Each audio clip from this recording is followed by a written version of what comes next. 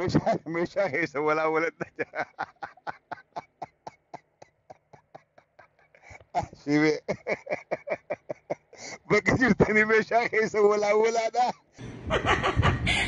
Yaabo shimallis sanjiseen argula laarraa akkaruma gisee zeeyitii itti naqa maala bakkeetti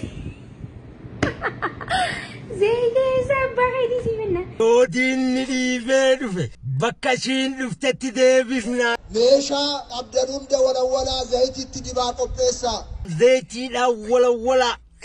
tasagaajjaa.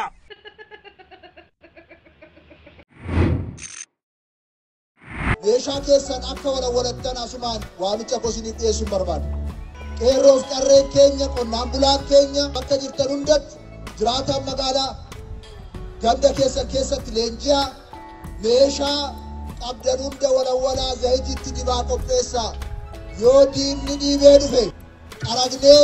bakka ishiitti galchina. Kanaaf harka keessan tokkoon misooma keessan hojjechaa harka biraatiin immoo meeshaa keessan qopheeffadhaa. Leenjaa ijaaramaa qaragnee karaatti galchaa deemuu qabna. Kanaaf uummanni naannoo keenyaa bakka jirtu hundatti qophaa'e.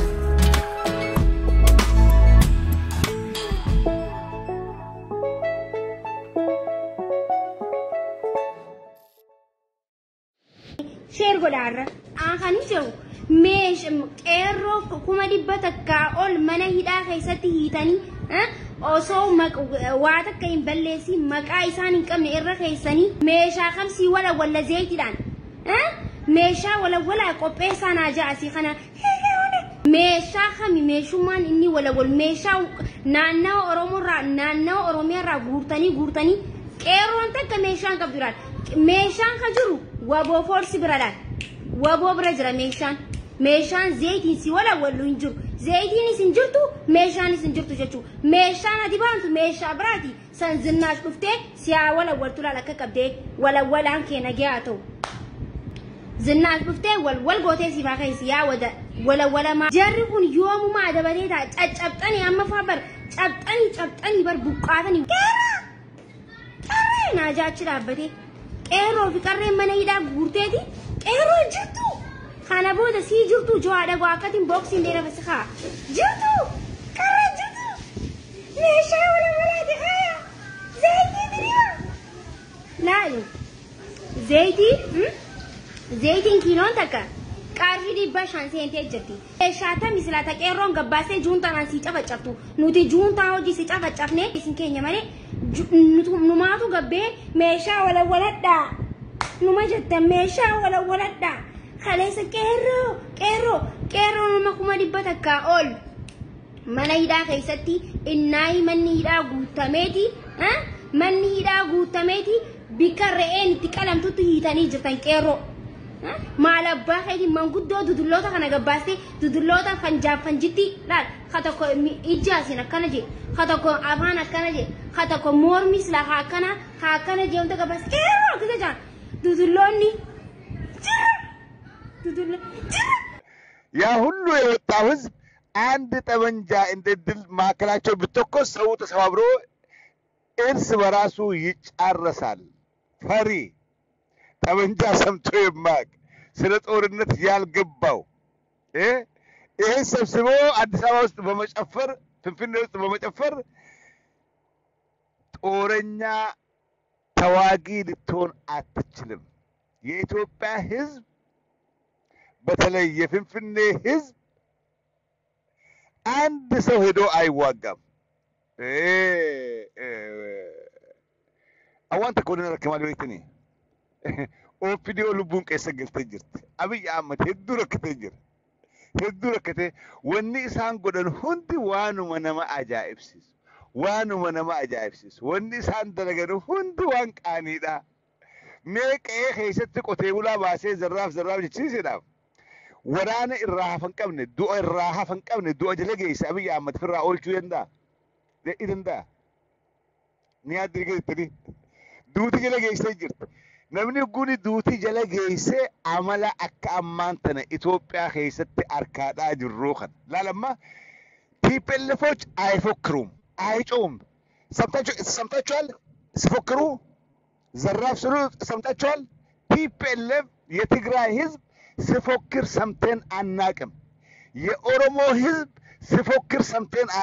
አናቅም። ወሞ የኦሮሞ ነጻነት ሚሊተሪ አይፎክርም። በተግባር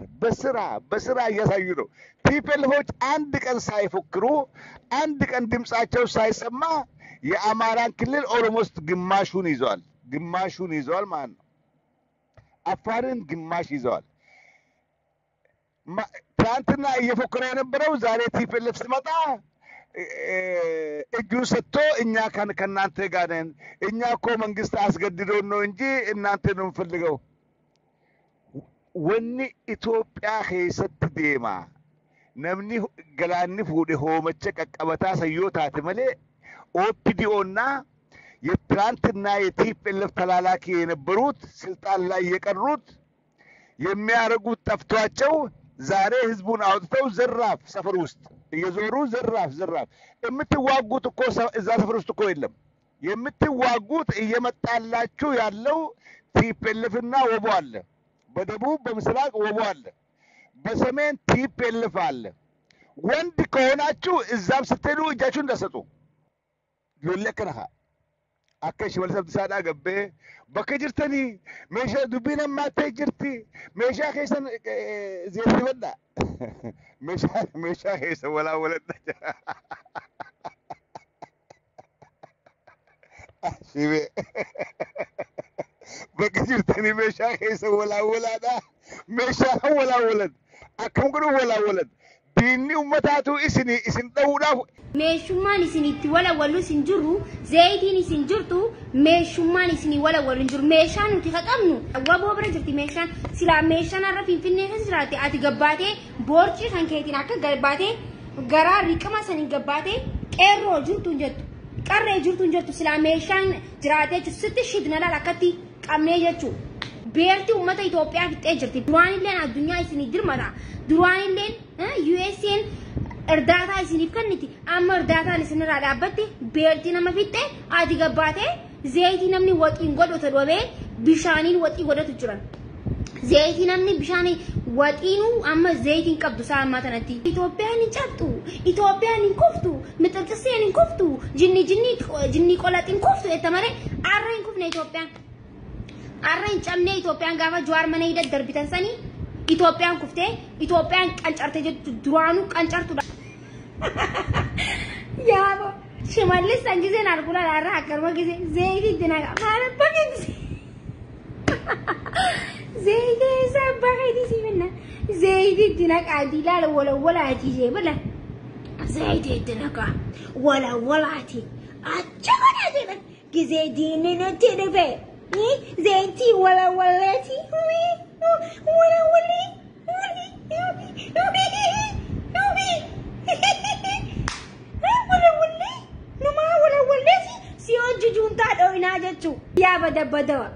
ya bada dabo ya bada kasugon dubba ya bada shillito ajama yabo ya diama me oromo khamtu sijala diwame me oromo tamtu sijala tarrisedi numa junta si hojida nam ababa lammi biye fete duftu namu video tana balle sutanan laal hirira dura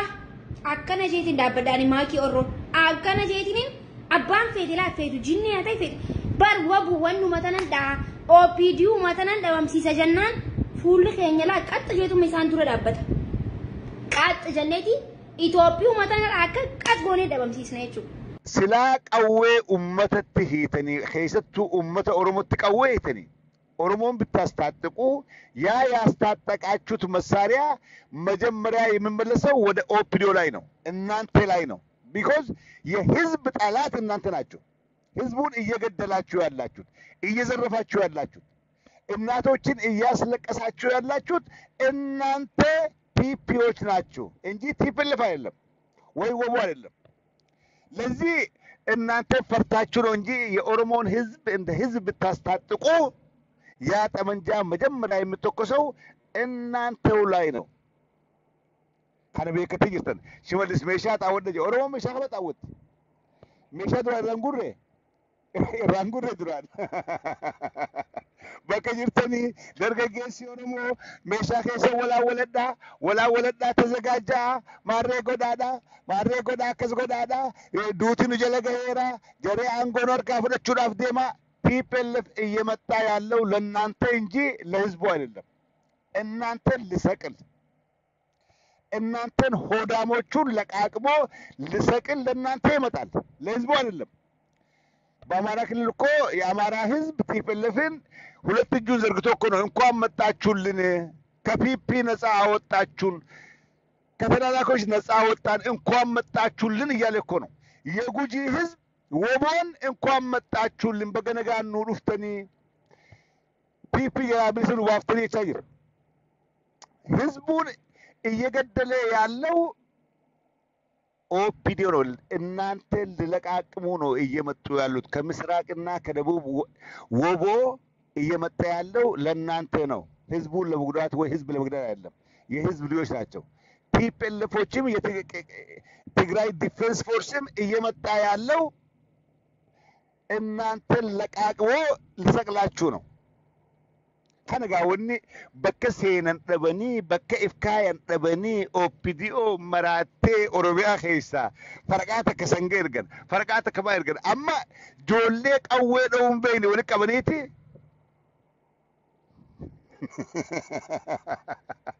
lola nama sene arke nama beeku beeka opidio lolan beetu lolle kasibit hedumina namatimit ብዛት ሳይሆን ጥራት ነው ጥራትና ዓላማ ነው ጦርነት ሲባል ዓላማ ከሌለ ብዛት ሰው ሰብስበ ፍንፍኔ አዲስ አበባ ውስጥ ሰብስበ በፉከራ አታሸንፍም የትም አትደርስም ደግሞ የሚገርመው ይሄ የወጣው ህዝብ ሁሉ ፈልጎ እኮ አልወጣም በግድ እኮ ነው ተገዶ እኮ ነው የወጣው